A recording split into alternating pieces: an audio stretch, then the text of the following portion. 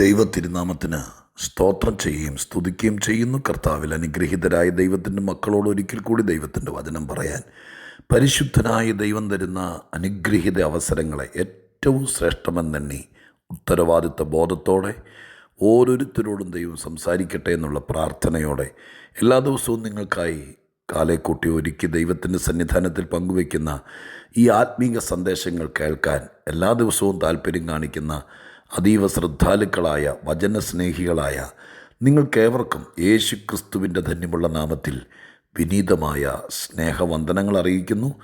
ഓരോ ദിവസവും നമുക്ക് വേണ്ടതെല്ലാം നൽകിത്തന്ന് എന്നും നമ്മുടെ പക്ഷത്ത് നിന്ന് നാം നാശത്തിലേക്ക് പോകാതെ നിത്യജീവനെ പ്രാപിച്ച് ഈ ഭൂമിയിലായിരിക്കുന്ന നാളുകളിൽ ഏറ്റവും അനുഗ്രഹിക്കപ്പെട്ടിരിപ്പാൻ കർത്താവ് ഒരുക്കുന്ന കൃപകളെ അനുഭവിച്ച് ധന്യരാകാൻ മുഖാന്തരമാകുന്ന നമ്മുടെ വാഴ്ത്തപ്പെട്ട ദൈവത്തിന്, സർവശക്തന്, അഖിലാണ്ട സൃഷ്ടാവിന്, നമ്മളെ രക്ഷിപ്പാൻ വേണ്ടി ക്രൂശിൽ നമുക്ക് വേണ്ടി ജീവനെ തന്ന മഹാദൈവത്തിന് സകല മഹത്വവും പുകഴ്ചയും കരയറ്റിക്കൊണ്ട് എല്ലാവരെയും ദൈവം അനുഗ്രഹിക്കട്ടെ എന്ന് അകമഴിഞ്ഞ് പ്രാർത്ഥിച്ചുകൊണ്ട് ഇന്നത്തെ ആത്മീക ചിന്തയ്ക്ക് ആധാരമായ വേദവാക്യം വിശുദ്ധ ലൂക്കോസിൻ്റെ സുവിശേഷം 22-ാം അധ്യായം 53-ാം വാക്യത്തിൽ നിന്ന് ഞാൻ നിങ്ങളെ വായിച്ചു കേൾപ്പിക്കാം. ലൂക്കോസിൻ്റെ സുവിശേഷം 22-ാം അധ്യായം 53-ാമത്തെ വാക്യം.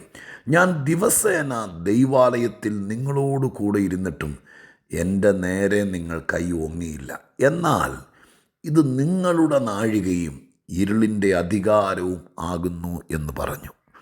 എന്നാൽ ഇത് നിങ്ങളുടെ നാഴിക, ഇരുളിൻ്റെ അധികാരം ആകുന്നു എന്ന് പറഞ്ഞു. നമ്മുടെ കർത്താവായ യേശു ക്രിസ്തുവിൻ്റെ കഷ്ടാനുഭവത്തോട് ബന്ധപ്പെട്ട് യേശു ഗെത്സമന തോട്ടത്തിൽ പ്രാർത്ഥിക്കുന്ന നേരം കർത്താവിൻ്റെ പ്രാർത്ഥന മലയിലെ സംഭാഷണങ്ങളിലൊന്നാണ് ഇന്ന് നാം ആത്മീക ചിന്തയ്ക്കാറ്റെടുത്തത്. പാറമേൽ കമന്ന് വീണ് പ്രാർത്ഥിച്ചെഴുന്നേറ്റ കർത്താവ് തല ഉയർത്തി നോക്കുമ്പോൾ കർത്താവിനെ അറസ്റ്റ് ചെയ്യാൻ വേണ്ടി വന്നിരിക്കുന്ന ആളുകളെയാണ് കാണുന്നത്. അവരോട് കർത്താവ് അധികമൊന്നും പറഞ്ഞില്ല. ഈ ശിക്ഷഗണങ്ങൾ പോണെങ്കിൽ പോട്ടെ, ഞാനാണ് മശിഹ, ഞാനാണ് ക്രിസ്തു എന്ന് പറഞ്ഞ് തന്നെ പിടിക്കാൻ വന്നവർക്ക് പിടികൊടുക്കുകയായിരുന്നു. അങ്ങനെ കർത്താവായ യേശു ക്രിസ്തു അവരോട് സംഭാഷിക്കുന്ന മധ്യത്തിൽ പറഞ്ഞ ഒരു കാര്യം ശ്രദ്ധേയമാണ്. 2 ഭാഗങ്ങളാണ് 53-ാമത്തെ വാക്യത്തിനകത്ത്. 1-ാമത്തെ ഭാഗം ഇതാണ്: ഞാൻ ദിവസേന നിങ്ങളോട് കൂടെ ഇരുന്നിട്ടും എൻ്റെ നേരെ നിങ്ങൾ കൈ ഓങ്ങിയില്ല. അതൊരു ഗംഭീരമായിട്ട് എനിക്ക് തോന്നി. അതിനർത്ഥം ദൈവാലയത്തിൽ ഞാൻ ഉണ്ടായിരുന്നു, നിങ്ങളുടെ കൂടെ ഈ പിടിക്കാൻ വന്നിരിക്കുന്ന വിരോധികളായിരിക്കുന്ന കള്ളത്തരം പറഞ്ഞ് കർത്താവിനെ കുറ്റാരോപണം നടത്തി ക്രൂശിക്കാൻ വേണ്ടി പദ്ധതി ഒരുക്കി ക്രൂശുമരമുണ്ടാക്കി റോമൻ പട്ടാളത്തെ കൂട്ടുപിടിച്ച് പ്രാർത്ഥനാമറയിൽ വന്ന് യേശുവിനെ വാരിക്കൂട്ടി എടുത്തുകൊണ്ട് പോകുന്നത് പോലെ പോകാൻ വേണ്ടി വന്നിരിക്കുന്ന ആൾക്കാരോട് യേശു പറഞ്ഞത്, ഇന്നലെ വരെ ഞാൻ നിങ്ങളോടുകൂടെ എല്ലാ ദിവസവും ഉണ്ടായിരുന്നു, പക്ഷെ നിങ്ങളാരും എനിക്ക് നേരെ കൈ ഓങ്ങിയില്ല. ഒരു കാര്യം നിങ്ങൾ ഓർക്കണം, എത്ര ശക്തന്മാരുടെ നടുവിൽ നിന്നാലും ദൈവത്തിൻ്റെ ഒരു സമയം, ദൈവം പ്ലാൻ ചെയ്തിരിക്കുന്ന പദ്ധതിക്കകത്ത് ഇങ്ങനെ ചില കാര്യങ്ങളുണ്ടെങ്കിൽ മാത്രമേ ഏത് വൻപനും നിനക്ക് നേരെ കൈ ഓങ്ങാൻ കഴിയത്തുള്ളൂ. പലരും നോക്കും, പലരും ശ്രമിക്കും, പക്ഷേ കർത്താവ് അനുവദിക്കാതെ ഒരു കരവും നിനക്ക് നേരെ ഓങ്ങാൻ അനുവദിക്കില്ല. ഞാൻ അങ്ങനെ തന്നെ, ഞാൻ എല്ലാ ദിവസവും നിങ്ങൾക്ക് തരുന്ന ദൂതിനകത്ത് രാവിലത്തെ സന്ദേശമല്ലേ, ഒരു അനുഗ്രഹത്തിൻ്റെ വചസ് നിങ്ങളുടെ ധൈര്യത്തിന് ഉറപ്പിന് വേണ്ടി പറയാറുണ്ടല്ലോ. ഇന്ന് ഞാൻ പറയാം, ഈ 2025 ഒരു ദിവസവും നിങ്ങൾക്കെതിരെ ഒരുത്തനും കൈ ചലിപ്പിക്കരുത്. നമ്മളിരിക്കുന്നത് ഒരു അനുകൂല സാഹചര്യത്തിലായിരിക്കുകയില്ല. നിങ്ങളുടെ ഓഫീസിൽ നിങ്ങൾക്ക് ശത്രുക്കളെ പോലെ പെരുമാറുന്നവർ കണ്ടേക്കാം. നിങ്ങൾ പാർക്കുന്ന വീട്ടിൽ നിങ്ങൾക്ക് വിരോധമായി പ്രവർത്തിക്കുന്നവർ കണ്ടേക്കാം. നിങ്ങളുടെ സമൂഹത്തോ നിങ്ങളുടെ ചുറ്റുവട്ടത്തോ നിങ്ങളെ ഇല്ലാതാക്കാൻ ഒത്തിരി തന്ത്രങ്ങൾ മെനയുന്നവരെ കണ്ടേക്കാം. പക്ഷേ കർത്താവിൻ്റെ ആത്മാവിന്ന് നിങ്ങളെ ഓർപ്പിക്കുന്നു, ദൈവത്തിൻ്റെ തിരുസന്നിധാനത്തിൽ പ്രിയരെ, നാം ദൈവത്തോട് പ്രാർത്ഥിക്കണം. നാഥാ, എൻ്റെ കുഞ്ഞ് പോയി പാർക്കുന്ന സ്ഥലത്ത്, അവൾ പഠിക്കാൻ പോയിരിക്കുന്ന സ്ഥലത്ത്, എൻ്റെ മോനായിരിക്കുന്ന സ്ഥലത്ത് ഒരുത്തനും അവന് നേരെ കൈ ഓങ്ങരുത്, അവക്ക് നേരെ കൈ ഓങ്ങരുത്. ഈ ആണ്ടിനെ മുദ്രയിട്ട് പ്രാർത്ഥിക്കുമ്പോൾ, അഥവാ ദൈവസന്നിധിയിൽ അവകാശം പറഞ്ഞ് പ്രാർത്ഥിക്കുമ്പോൾ, ഈ വക വിരുദ്ധമായ നീക്കങ്ങളൊന്നും നടക്കാതിരിക്കട്ടെ. ദൈവപ്രവൃത്തി നടക്കട്ടെ. കർത്താവിൻ്റെ വൻകരം കൂടെ ഇരിക്കട്ടെ.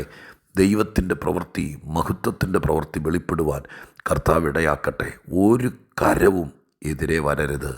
അതിനായി നമുക്ക് ദൈവത്തോട് ആത്മാർത്ഥതയോടെ ദൈവത്തോട് പ്രാർത്ഥിക്കാം. ഒരു കരവും എതിരെ വരരുത്. നമുക്കതിന് വേണ്ടി ദൈവത്തോട് പ്രാർത്ഥിക്കാം. അതിൽ ഉപരിയായി അടുത്തത് ഒന്ന് ശ്രദ്ധിക്കുന്നത് നല്ലതാണ്. യേശുക്രിസ്തു ഇവിടെ പറയുന്നു, ഇത് നിങ്ങളുടെ നാഴികയാണ്, ഇരുളിൻ്റെ അധികാരമാണ്. This is your time and power of darkness. ആ വാക്കുകൾ ഒന്ന് ശ്രദ്ധിക്കുന്നത് നല്ലതാണ്. This is your time. യേശുക്രിസ്തുവിനെ അറസ്റ്റ് ചെയ്യാൻ വേണ്ടി വന്നിരിക്കുന്ന ആൾക്കാരോട് പറയുക, ഇത് നിങ്ങളുടെ സമയമാണ്. ഇത് ഇരുട്ടിൻ്റെ അധികാരം വ്യാപരിക്കുന്ന സമയമാണ്. ഈ വാക്യത്തിൽ നിന്നൊക്കെ മനസ്സിലാക്കണം, ബൈബിളിൽ നിന്ന് നമുക്ക് തിരഞ്ഞെടുക്കാം. ദൈവത്തിൻ്റെ സമയം, പിശാചിൻ്റെ സമയം, മനുഷ്യൻ്റെ സമയം, എൻ്റെ സമയം എന്നൊക്കെ ദൈവത്തിൻ്റെ വചനത്തിൽ വായിക്കുന്നുണ്ട്. കർത്താവ് ഒരിക്കൽ പറഞ്ഞില്ലേ, എൻ്റെ നാഴിക ഇതുവരെ വന്നിട്ടില്ല, എൻ്റെ ടൈം. വേറൊരു വാക്യത്തിൽ പറഞ്ഞില്ലേ, ദൈവമേ ഇത് നിനക്ക് പ്രവർത്തിക്കാനുള്ള സമയമാകുന്നു. വേറെടുത്ത് പറഞ്ഞു, ഇത് ശത്രു ചെയ്തതാണ്, സാത്താൻ പ്രവർത്തിച്ച ഒരു സമയമാണ്. ഇവിടെ പറയുന്നത് നിങ്ങളുടെ സമയമാണ്. അപ്പോൾ ഈ ലോകത്തിൽ ജീവിക്കുമ്പോൾ സമയം വീതം വെച്ചിരിക്കുകയാണോ എന്ന് നമുക്കൊരു തോന്നലുണ്ടാവില്ലേ? ചില സമയം ചിലർക്കുള്ളതാണെന്ന്. പക്ഷെ ഞാനൊരു കാര്യം നിങ്ങളോട് പറയാം. ഇത് കർത്താവിൻ്റെ ജീവിതത്തിൽ ഐഹികമായിട്ട് ഭൂമിയിലായിരുന്ന സമയത്ത് യേശുക്രിസ്തു ക്രൂശിലേക്ക് പോകേണ്ടത് സത്യമാണ്. അതുകൊണ്ട് യേശു പറഞ്ഞു, ഇത് ആ നാഴിക വന്നിരിക്കുന്നു, ആ സമയം വന്നിരിക്കുന്നു, ദിസ് ഈസ് യുവർ ടൈം. പക്ഷെ നാം ദൈവത്തിൻ്റെ മക്കളാണ്. നാം ദൈവത്തോട് പ്രാർത്ഥിക്കണം. ഈ ആണ്ടിൽ അവൻ്റെ ഒരു സമയം അവന് കൊടുക്കരുത്. ആർക്ക്? ഈ പിശാചിന്, ഈ നമ്മളെ ഉപദ്രവിക്കുന്ന ആളുകൾക്ക്, എതിരാളിക്ക്. ഈ കൊല്ലം നിൻ്റെ സമയമായിരിക്കണം, നിൻ്റെ ദൈവത്തിൻ്റെ സമയമായിരിക്കണം. ഇത് ഇരുട്ടിൻ്റെ സമയമല്ല, ഇത് പിശാചിന് പ്രവർത്തിക്കാനുള്ള സമയമല്ല, ഇത് നിൻ്റെ ശത്രു തല ഉയർത്തുന്ന സമയമല്ല. അതിനിടയാക്കരുത്. ഇടയാക്കാതിരിക്കേണ്ടതിന് ദൈവത്തിൻ്റെ തിരുസന്നിധിയിൽ ആത്മാർത്ഥപൂർവകമായി ദൈവത്തോട് പ്രാർത്ഥിക്കണം.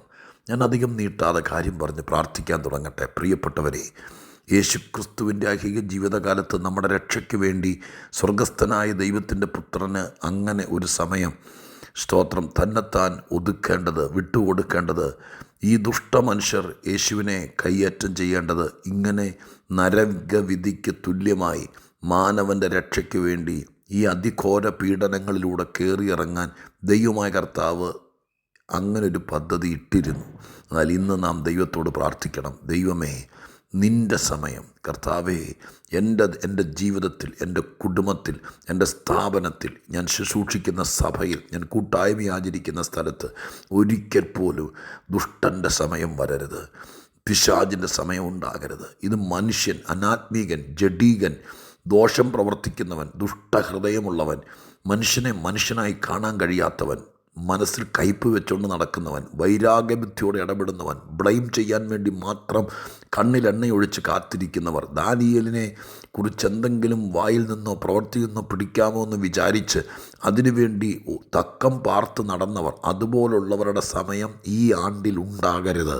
യേശുവിൻ്റെ നാമത്തിൽ നമ്മൾ ആ വാക്കിനെ മുറുകെ പിടിച്ചുകൊണ്ട്, കർത്താവേ ഈ കൊല്ലം ഒരു കാരണവശാലും ഇരുളിൻ്റെ അധികാരം എൻ്റെ വീട്ടിൽ പ്രായോഗികമാകരുത്, എൻ്റെ ജീവിതത്തിൽ ഇരുട്ടിൻ്റെ അധികാരത്തിൻ്റെ ഒരു സെക്കൻഡ് ഉണ്ടാകരുത്, ഒരു ദിവസം പോലും ഉണ്ടാകരുത്.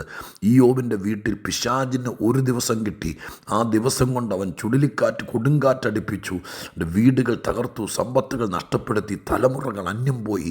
എൻ്റെ ദൈവത്തിൻ്റെ ആത്മാവിൽ പറയുന്നു, ഒരു സെക്കൻഡ് പോലും ഈ ദിവസങ്ങൾ പിശാചിൻ്റെ സമയമാകരുത്, ദുഷ്ടമനുഷ്യൻ്റെ സമയമാകരുത്, ആ അധികാരം വ്യാപരിക്കരുത്. എപ്പോഴും പ്രാർത്ഥിക്കണം, ഇന്നെൻ്റെ ദൈവത്തിൻ്റെ സമയമാണ്, ഇന്ന് വ്യാഴാഴ്ച, ഇന്നെൻ്റെ കർത്താവിൻ്റെ സമയമാണ്. രാവിലെ ഉണരുമ്പോൾ ദൈവത്തിൻ്റെ സന്നിധിയിൽ പറഞ്ഞുകൊണ്ട് ഉണരണം, ഇത് പിശാചിൻ്റെ ദിവസമല്ല, ഇത് ഇരുട്ടിൻ്റെ ദിവസമല്ല, ഇതെൻ്റെ പ്രതിയോഗിയുടെ ദിവസമല്ല, ഇത് ദുഷ്ടാത്മാവുള്ളവൻ്റെ ദിവസമല്ല, ഇതെൻ്റെ ദിവസമാണ്, എൻ്റെ ദൈവത്തിൻ്റെ ദിവസമാണ്, ഇത് ദൈവാത്മ പ്രവൃത്തിയുടെ ദിവസമാണ്, ഇത് വെളിച്ചത്തിൻ്റെ ദിവസമാണ്. ഈ നാഴിക ദൈവത്തിൻ്റെതാണ്, എന്ന് പറഞ്ഞുകൊണ്ടേ മുന്നോട്ട് പോകാവൂ. ഇരുട്ടിൻ്റെ അധികാരവും പിശാചിൻ്റെ സമയവും നമ്മളിലോ നമ്മുടെ കുഞ്ഞുങ്ങളിലോ നമ്മുടെ ജീവിതത്തിലോ നമ്മുടെ വേണ്ടപ്പെട്ടവരിലോ ഉണ്ടാകാതിരിക്കട്ടെ. നമുക്ക് ദൈവത്തിൽ ആശ്രയിക്കാം. പരിശുദ്ധ ദൈവമേ, ഞങ്ങളുടെ സ്വർഗീയ പിതാവേ, അനുഗ്രഹീതമായ നിമിഷങ്ങൾക്കായി സ്തോത്രം. മനോഹര സന്ദർഭത്തിൽ ഞാൻ ദൈവത്തോട് പ്രാർത്ഥിക്കുന്നു. ഈ വായിച്ചതുപോലെ നാഥ, ഈ ആണ്ടിൽ, ഈ 2025 ഒരു ദിവസം പോലും, ഒരു മിനിറ്റ് പോലും ഇരുട്ടിനോ പിശാചിനോ പ്രവർത്തിക്കാനും അധികാരം ചെലുത്താനും ഇടയാക്കരുത്. ഞങ്ങൾ ആരുടെയൊക്കെ ഇടയിൽ പാർത്താലും ഒരാരും കൈ ഉയർത്താൻ സമ്മതിക്കരുത്. സ്വർഗം അത് അനുവദിക്കത്തില്ല.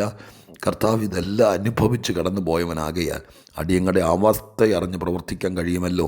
യേശുവിൻ്റെ നാമത്തിൽ പ്രാർത്ഥിക്കുന്നു, കേൾക്കണമേ പിതാവേ. ആമേൻ.